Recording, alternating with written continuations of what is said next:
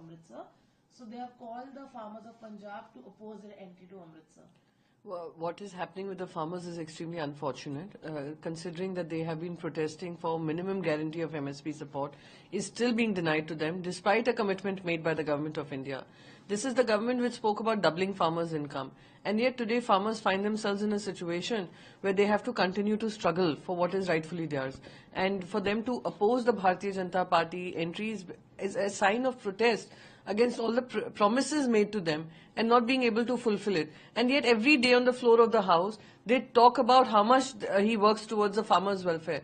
But the truth is in front of the country, that you lathi charge them, you call them terrorists, you call them Khalistani supporters, you call them Pakistani sympathizers. Over 700 farmers died due to the 3 black laws until you were forced to withdraw it. So this goes to show that this is an anti-farmer government, and the farmers are protesting against this government for this very reason, that what they speak, what they commit is very different from what they actually act on. Congress offering concessions to the billionaires. He said that the Congress would oppose the alleged injustice of higher tax. Absolutely. The burden of tax is now on the middle class and those who earn a salary, and the corporate tax. The collection of corporate tax has reduced far more than the income tax. And today the burden of all the expenses that the government of India makes is on the hard-working individuals of this country. What is unfortunate is that these corporate houses take big amount of loans, some run away to another country, are living safely, thanks to Mr. Narendra Modi's government, who said they would go bring all the black money back, they would bring these industrialists back who have defrauded the bank loans. Today their loans have been written off. While an Aam Aadmi, who is struggling to make his days meet, his ends meet, while earning a salary, is also holding the burden of paying the income tax. But their personal income tax has now far outgrown the corporate tax contribution towards this country. And that is a crying reality. It's shameful. And also goes to show that this is a government which is anti-Aam Aadmi, more for pro-capitalists. Strongly to a recent viral video from Madhya Pradesh, where 3 minors were seen being beaten and forced to chant Jai Shri Ram. She is tweeted on X, said, Hindutva is a disease that's afflicted millions of Indians and Salid a God's name.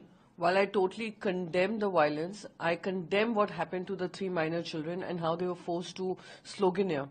But I absolutely disagree with the casual comment made by Iltija Mufti to connect it to any radical forces being connected to religion is extremely unfortunate. We are seeing radicalization on either side. What we need to do is collectively fight this radicalization rather than start to call it a disease, etc. I absolutely condemn the statement. I disagree with his statement. And I think violence has no place in any religion. And it is time we all got together to fight against that violence rather than trying to bring religious aspect into it. Leader and the competence of a party's representatives in parliament, Pawar expressed his support, stating, yes, certainly, she is capable of leading the alliance. Yes, this is something even I said yesterday when I was asked this question, that considering that they have put up a brave fight, a strong fight against any forces which work against the interests of India, against the interests of West Bengal, and the people of West Bengal have supported her, her spirit of fighting, her spirit of social justice, her spirit of taking everyone along, and her leadership skills are for people to see. And if she has expressed an interest, it is for the senior leaders in India Alliance, whenever they do meet, whether this could be taken forward. But however, nobody can have doubts on her ability to be able to lead as a strong leader, as a powerful leader, and as a leader who takes everyone along. The Maharashtra Legislative Assembly's oath-taking ceremony, alleging that the ruling Mahayuti coalition victory was engineered through manipulation of EVM. Yes, this is an ECI mandate that has been given to the Mahayuti Sarkar. It is not something that only opposition is saying. People of the state are in a state of shock. In fact, some villages that wanted to do a mock poll through ballot paper was refused their right to do that. If a voter can come to vote, the voter also has every right to question that what happened to their vote. What is being done in Maharashtra is extremely unfortunate. They're trying to silence the voices of not just the opposition, but people who are challenging this verdict. And that is why, in support of those villagers who tried to conduct a mock poll, but were denied that democratic right, we chose not to take oath on that day and express our protest against the EVM mandated result. ECI mandated result that has come in the favor of Mahayuti. देखिए, मुझे इस बात पे खुशी है कि आज मैं उत्तर प्रदेश में के लखनऊ में स्थित कांग्रेस भवन में हूं और मेरे साथ कांग्रेस के अध्यक्ष अजय राय जी बैठे हुए हैं।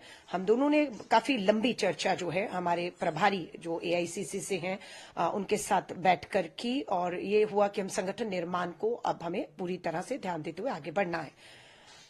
जिस तरह से उत्तर प्रदेश कांग्रेस कमेटी को पूरी तरह भंग कर दिया गया है, आज महिला कांग्रेस जो है कमेटी को भी पूरी तरीके से भंग किया जा रहा है ताकि हम एक नए निर्माण की तरफ बढ़ पाएं। आज मुझे खुशी है कि 15 सितंबर को महिला कांग्रेस की सदस्यता अभियान की जब हमने शुरुआत की और पिछले कुछ दिनों में ही महीनों में मैं कहूं तो 10,000 से ऊपर महिलाओं ने महिला कांग्रेस की सदस्यता ले ली है।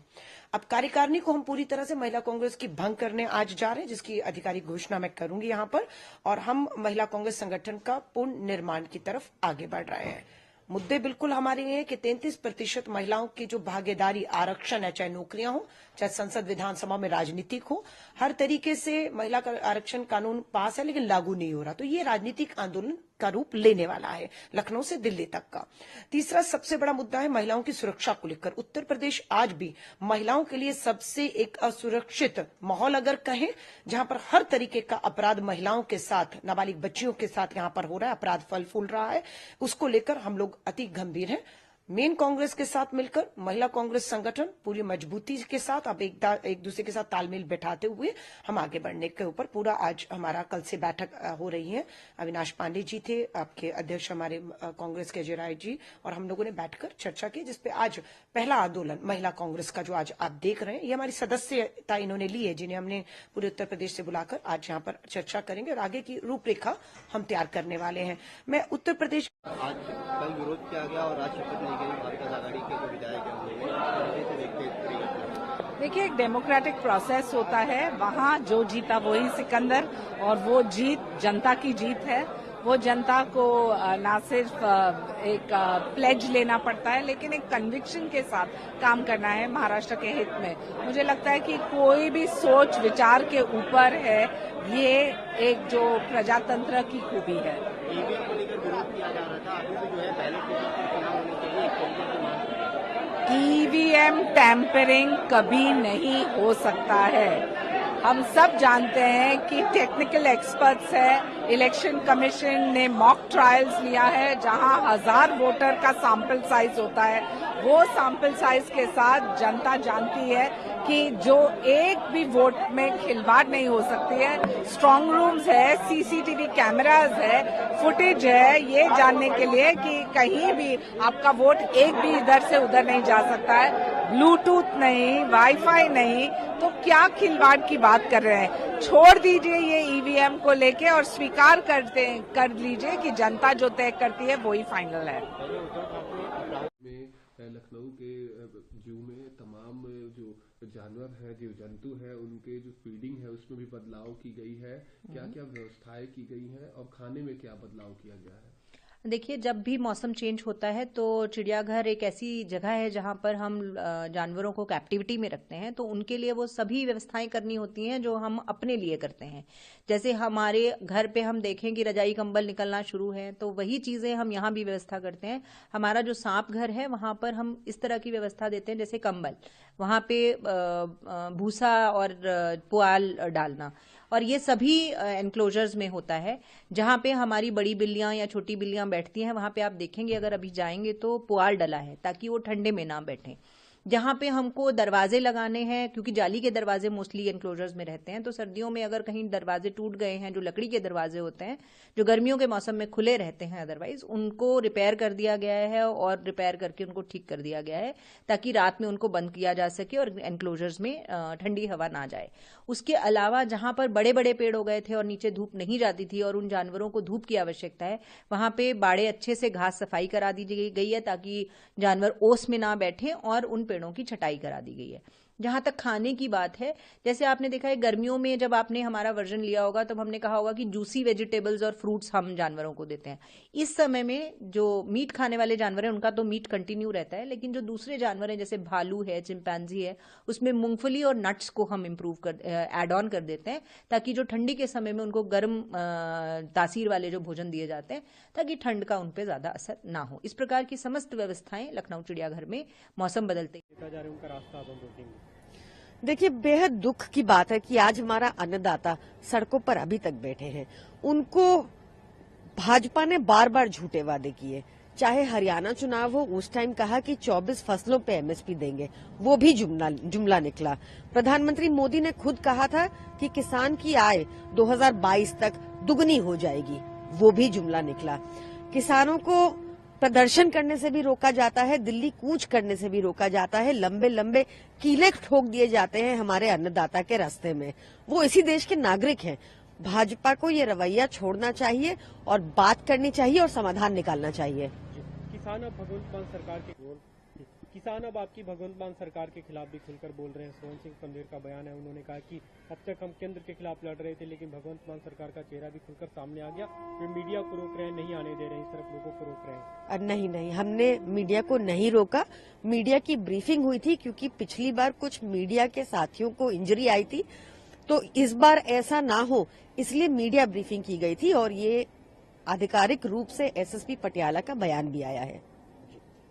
भी दूसरा मामला है, दिल्ली को लेकर सवाल खड़े कर रहे हैं। आम आदमी पार्टी ने एक पोस्टर बनाया है, गृह मंत्री अमित शाह का, उस पर लिखा गया हत्यारा अमित शाह। देखिए, दिल्ली की जनता ने 2 सरकारों को चुना।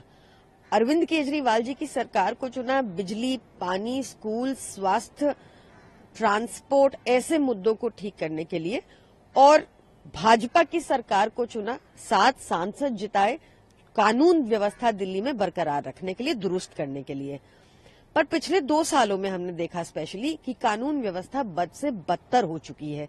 चेन स्नैचिंग, रेप, मर्डर्स, डकैती, एक्सटॉर्शन तक के गैंगस्टर्स ऑपरेट कर रहे हैं। इतनी कॉल्स आ रही है, यहाँ पर व्यापारी परेशान है, महिलाएं परेशान है, बुजुर्ग परेशान है। तो भाजपा को जागना होगा अपनी नींद से। अमित शाह जी को उतरना होगा, दिल्ली की कानून व्यवस्था को दुरुस्त करने के लिए चुनावी मोड से निकलना होगा। कैंपेन का प्रभार छोड़कर, चुनाव का प्रभार छोड़कर उनको दिल्ली की कानून व्यवस्था पर ध्यान देना चाहिए। अभी आप लोग लगातार लेकर सभी नेता रोहिंग्या को लेकर ट्वीट कर रहे हैं। हरदीप पुरी का पुराना एक ट्वीट निकालकर, जो बीजेपी लगातार तरह से आप लोगों पे सवाल खड़े करती रही है कि आप लोग रोहिंग्याओं को और जो बांग्लादेशी घुसपैठी हैं उनको आप लोग दिल्ली में पनाह दे रहे हैं, उनको दिल्ली में बसा रहे हैं, उससे लेकर। तो देखिए, जवाब तो देना पड़ेगा। ये रहा वो ट्वीट जहां पर हरदीप पुरी जी ने 2022 में लिखा है, India has always welcomed those who have sought refuge in the country. In a landmark decision, all Rohingyas will be shifted to EWS flats in Bakarwala area of Delhi. They will be provided basic amenities, round the clock police protection. तो भाजपा इस tweet से तो साफ हो रहा है ना कि कौन दिल्ली में रोहिंग्या को बसा रहा है, कहां कहां बसा रहा है, कहां कितने रोहिंग्या बसे हुए, इसका पूरा ब्यौरा भाजपा के पास है, यानी कि उन्होंने ही बसाया है। लेकिन बीजेपी से अपराध से जोड़ के देख रही है कि जो आप लोग अपराध के सवाल, ये जो बांग्लादेशी घुसपैठी है रोहिंग्या, इनके कारण अपराध बढ़ रहे हैं। तो आप बताइए, कानून व्यवस्था अमित शाह जी के अंदर, बॉर्डर सिक्योरिटी अमित शाह जी के अंदर, रोहिंग्या अगर आए तो अमित शाह जी की निगरानी में आए, रोहिंग्या अगर बसाए गए हैं तो भाजपा की निगरानी में बसाए गए हैं, ये हरदीप पुरी जी कह रहे हैं। कल जो बीजेपी ने एक नया नारा दिया, बदल के रहेंगे, आप लोगों ने उस पर रिएक्ट किया। अरविंद केजरीवाल ने लंबा चौड़ा ट्वीट किया। बीजेपी की उस पर प्रतिक्रिया आई कि हम योजनाओं को बदलने की नहीं, सरकार को बदलने की बात कर रहे हैं। देखिए, बार बार हमने कहा है कि भाजपा अगर गलती से भी दिल्ली में चुनाव जीत गई तो सबसे पहले वो दिल्ली की 24 घंटा मिल रही बिजली को डिसरप्ट करेगी, 200 यूनिट्स मिल रही फ्री बिजली को खत्म करेगी। और यही भाजपा ने कल अपनी मंशा साफ कर दी है, बोलकर कर दिल्ली में आए तो सब बदल के रहेंगे। महिलाओं को फ्री बस यात्रा, वो बदल के रहेंगे। बुजुर्गों को फ्री तीर्थ यात्रा, वो बदल के रहेंगे। जो अरविंद केजरीवाल जी ने वर्ल्ड बेस्ट मोहल्ला क्लिनिक और स्कूल बनाए हैं, जहां से आज हर जगह से बच्चे पढ़ने आते हैं और जिन अस्पतालों में हर जगह से लोग इलाज करवाने आते हैं, भाजपा उनकी दुर्दशा कर देगी। क्योंकि यही हाल भाजपा के बाकी 20 राज्यों में है, जहां वो कहीं भी फ्री बिजली या ढंग के स्कूल नहीं बना पाई आज तक। किसानों के हित के फैसले कई बार लिए गए हैं, भले मुख्यमंत्री हो या जो राज्य के पूर्व मुख्यमंत्री हैं, उन्होंने कई बार किसानों के हित के फैसले लिए, लेकिन एक नया मामला सामने आया। लातूर में 100 किसानों को जो है वक्फ बोर्ड की ओर से नोटिस देकर जमीन खाली करने की बात की गई है। किसानों के ऊपर अब एक बड़ा प्रश्न चिन्ह निर्माण हो रहा है कि जो जमीन है किसानों को क्या होगा और वो जमीन का क्या होगा। जहाँ तक शिवसेना का सवाल है वक्फ बोर्ड के प्रति और वक्फ बोर्ड की जमीनों के प्रति जो हमारा कहना है वो हम उस पर ठाम है। जो ज्वाइंट पार्लियामेंट्री कमेटी भी है पार्लियामेंट में, उसमें भी शिवसेना के सदस्य है, वो इसके ऊपर बहुत वोकल है। मगर दूसरी पार्टियां जो है वो वक्फ बोर्ड के समर्थन में दिखाई देती है, मगर कहीं न कहीं मुसलमानों के खिलाफ भी उनकी भूमिका है। सुविधाओं से उनको आच्छादित किया गया है, किस तरह की योजनाएं हैं और हालिया दिनों में आजादी के बाद पहली बार बिजली आई, उसके बारे में। देखिए, जनपद गोंडा में ये जो 5 ग्राम हैं, रामगढ़, महेशपुर, बुटहनी, अशरफाबाद और हमारा एक जो विशेष रूप से मनकापुर का grunt, Maheshpur grunt, Manipur grunt है, ये जो ग्राम है ये सभी ग्राम वनटांगिया ग्रामों के रूप में चिन्हित हैं और इनमें सारे तरीके की योजनाओं के संचालन के लिए हम सब लोग प्रयासरत हैं। इसमें जो विशेष इस बार की उपलब्धि है वो बुटहनी गांव में बहुत समय बाद जो विद्युतीकरण का कार्य है वो हो पाया है और उससे वहाँ के लोग जो हैं, निवासी जो हैं, वो बहुत ही प्रफुल्लित हैं। और इसके साथ साथ जो जन कल्याणकारी योजनाएं माननीय मुख्यमंत्री जी के निर्देशन में हम लोग संचालित कर रहे हैं, विशेष रूप से वनटांगिया समुदायों के हितों के लिए उनके प्रेरणा से बहुत सारे कार्य हुए हैं। मुख्यमंत्री आवास से आच्छादन हुआ है और उनको कृषि पट्टे भी जो हैं दिए गए थे, तो ज़मीन के अधिकार भी दिए गए हैं। तो इन सभी को जोड़ते हुए अनेकों योजनाओं का जो संवर्धन है वो वहाँ किया जा रहा है।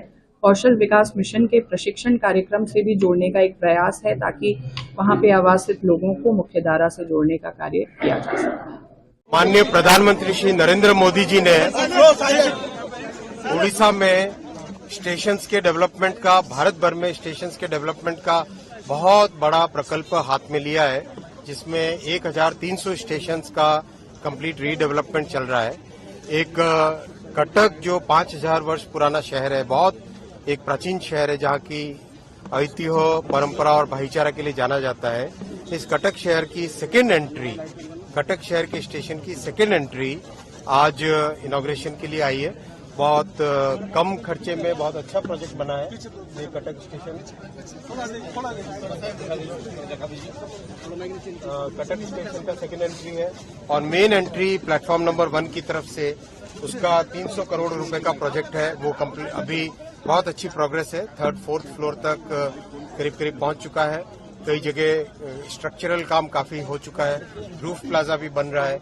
तो बहुत जल्दी देश के एक बड़ी मात्रा में रेलवे स्टेशंस का एक अच्छा नया स्वरूप आएगा, जो कि विकसित भारत के लिए माननीय प्रधानमंत्री जी का जो संकल्प है उसमें एक बहुत बड़ा कदम होगा। सर, बिल्कुल जो रीडेवलपमेंट हुआ है उससे यात्रियों को किस तरह की सुविधाएं मिल रही है? यात्रियों के लिए एक नया अनुभव रहेगा, यात्रियों के लिए एक नए तरीके से रेलवे स्टेशन पे आना एक नया अनुभव रहेगा। एक नए तरीके से बहुत आराम से बैठ सकेंगे और बच्चों के लिए खेलने की जगह आराम से बैठ सकें, बारिश पानी से दिक्कत न हो, कई तरह की सुविधाएं लेने का प्रयास किया गया। सर, किसी सिटी के एयरपोर्ट के तर्ज पे ही इसे डेवलप किया गया, अंदर से बिल्कुल एयरपोर्ट जैसा लुक देखने को लग रहा है कटक रेलवे स्टेशन। हाँ, कटक ये केवल सेकेंड एंट्री है, मेन स्टेशन अभी बन रहा है।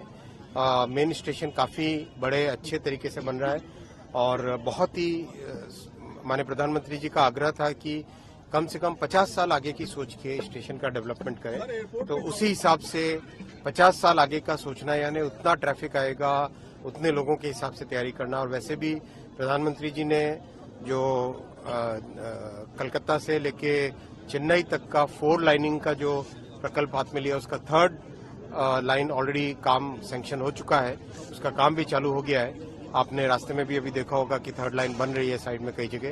तो वो भी ध्यान में रखा गया कि 3rd और 4th लाइन जब आएगी तो उसका भी यहाँ पर पूरी सुविधा मिलेगी। कितने लोग उस गाड़ी में थे? देखिए, आज सुबह लगभग 6:30 बजे पुलिस स्टेशन रैम्बल को एक इत्तला मिली कि सोपोर से तलवाड़ा की तरफ जाने वाली एक पुलिस व्हीकल, जिसमें 3 पुलिसकर्मी सवार थे, उसमें 2 पुलिसकर्मियों को फायर इंजरीज हुई है।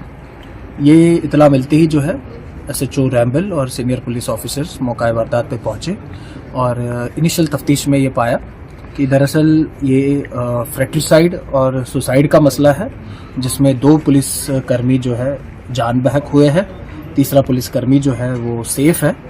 अब तक जो प्रिलिमिनरी FSL एग्जामिनेशन और डेड बॉडीज़ की जो एनालिसिस हुई है उससे पता चला है कि AK-47 जो एक सर्विस वेपन था उससे ये राउंड्स फायर हुए हैं। दोनों डेड बॉडीज़ को जो है GMC उधमपुर पोस्टमार्टम के लिए शिफ्ट किया गया है और आगे की कार्रवाई जारी है। सर, क्या मामला क्या आया इसके पीछे? प्राइमरी रिपोर्ट में क्या मामला सामने आया? क्या कोई हीटिंग आर्गुमेंट हुए थे इन लोगों के बीच में? देखिए, वो इन्वेस्टिगेशन अभी हमारी चल रही है, लेकिन अभी तक इतना ही पता चला है कि दरअसल एक पुलिसकर्मी ने दूसरे पुलिसकर्मी पे फिलहाल पहले फायर किया और फिर खुद पे भी फायर किया। सर, जो कैजुअलिटी है ये कहाँ के रहने वाले, इसके बारे में कुछ पता? ये दोनों कश्मीर के रहने वाले हैं, श्रीनगर के और सोपोर के रहने वाले हैं।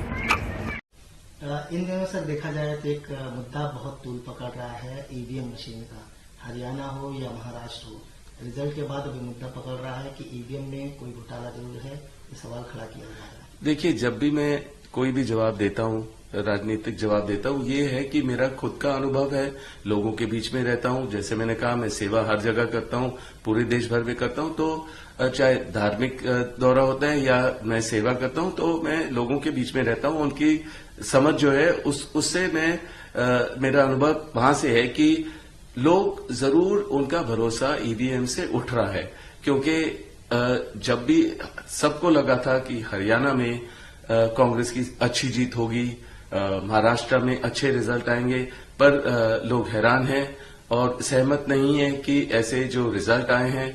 और जरूर उनको लग रहा है कि वो हमेशा सुनने में आता है कि EVM की गड़बड़ी है, क्योंकि जब इलेक्शन कमीशन को बताया गया कि कुछ EVM थे जो सुबह से लगे हुए थे, चल रहे थे, पर उसमें 99% बैटरी अभी बाकी थी और कुछ EVM थे जिसमें 66% बैटरी बाकी थी।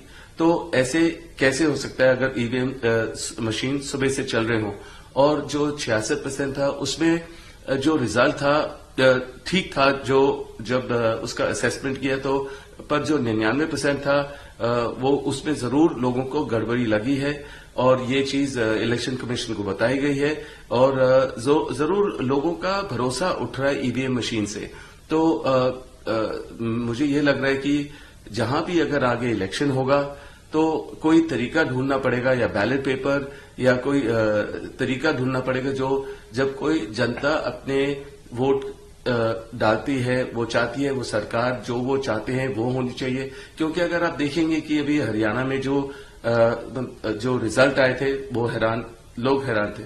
अब वहीं से किसानों की जो आंदोलन उठ रहा है हरियाणा से उठ रहा है, तो अगर हरियाणा के लोग सरकार से खुश नहीं थे तो ऐसा रिजल्ट कैसे आ सकता है जो हरियाणा में जिस तरीके की इनकी जीत हुई है, पर लोग वहां खुश नहीं है, वो आंदोलन कर रहे हैं, वो उठ रहे हैं, वो सड़कों पे आ रहे हैं और दोबारा से, और अभी भी सरकार उनकी सुन नहीं रहे हैं, उनको रोका जा रहा है, वो निहत्ते हैं और उनको रोका जा रहा है। तो मुझे लग रहा है कि ये मामले और बढ़ते जाएंगे अगर किसानों की सुनवाई नहीं होगी और अगर EVM मशीनों में लोगों के भरोसा उठ रहा है, और भरोसा होना चाहिए कि जो वोट डाल रहे हैं वो सही पार्टी को मिल रहा है।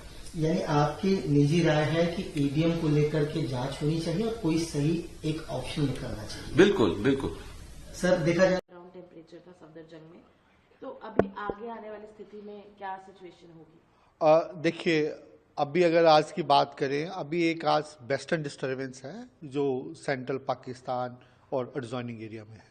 मैं आपको जो सैटेलाइट के माध्यम से समझाना चाहूँगा, अगर आप देखिए पूरा आपको जम्मू कश्मीर और एडजॉइनिंग एरिया पाकिस्तान पे ऊपर क्लाउड्स दिखाई दे रहा है, जो एक वेस्टर्न डिस्टर्बेंस के प्रभाव से है। और जैसे आपका टेम्परेचर का क्वेश्चन था, ये टेम्परेचर में भी इन्फ्लुएंस करता है। और सबसे पहले ये है कि जो वेस्टर्न डिस्टर्बेंस हम कह सकते हैं कि सीज़न का पहला डिस्टर्बेंस है जो प्लेन्स पे रेनफॉल एक्टिविटी दे सकता है।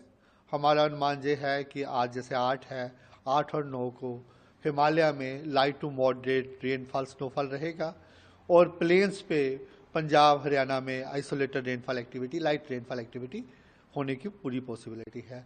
इसके बाद अगर हम एनसीआर दिल्ली की बात करें तो एनसीआर दिल्ली में भी आज कहीं ना कहीं हल्का फुल्का ड्रीजल और लाइट रेनफॉल हो सकता है।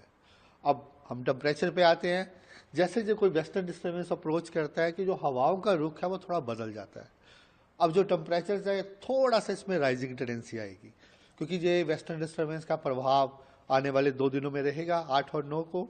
तो थोड़ा सा टेम्परेचर्स नॉर्थ वेस्ट इंडिया में स्पेसिफिकली पंजाब हरियाणा एनसीआर दिल्ली में हल्का फुल्का बढ़ सकता है।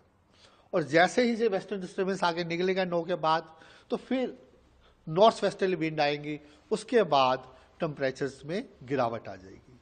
तो उसके बाद हमारा अनुमान है कि जब टेम्परेचर गिरेंगे कहीं ना कहीं नॉर्थ वेस्ट इंडिया में कोल्ड वेव कंडीशंस भी आ सकती है। जैसे हम कोल्ड वेव कंडीशंस कब कहते हैं, जब जो हमारे मिनिमम टेम्परेचर्स हैं 10 डिग्री हों और उनका जो डिपार्चर नॉर्मल से है, जैसे हम लंबे समय का जो आज का टेम्परेचर देखें 30 40 या 50 साल का, उससे जो डिपार्चर है 4.5 डिग्री सेल्सियस से कम हो, डिपार्चर में नेगेटिव में हो। तो वहाँ पे हम अनुमान कर रहे हैं कि सबसे पहले जो टेम्परेचर्स है राजस्थान में गिरेंगे, वहाँ कहीं ना कहीं आइसोलेटेड पॉकेट्स में कोल्ड वेव आ सकता है। ऐसा सिग्निफिकेंट नहीं है लेकिन आइसोलेटेड पॉकेट्स में कोल्ड वेव आ सकता है। उसके बाद जैसे 8-9 को टेम्परेचर बढ़ेंगे, 10 को थोड़ा गिरना स्टार्ट होंगे।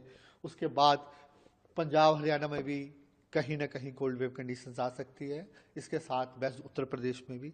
इसके अलावा जैसे वेस्टर्न डिस्टर्बेंस जाता है तो कहीं ना कहीं डेंस फॉग आइसोलेटेड पॉकेट्स में भी इन राज्यों में रहने का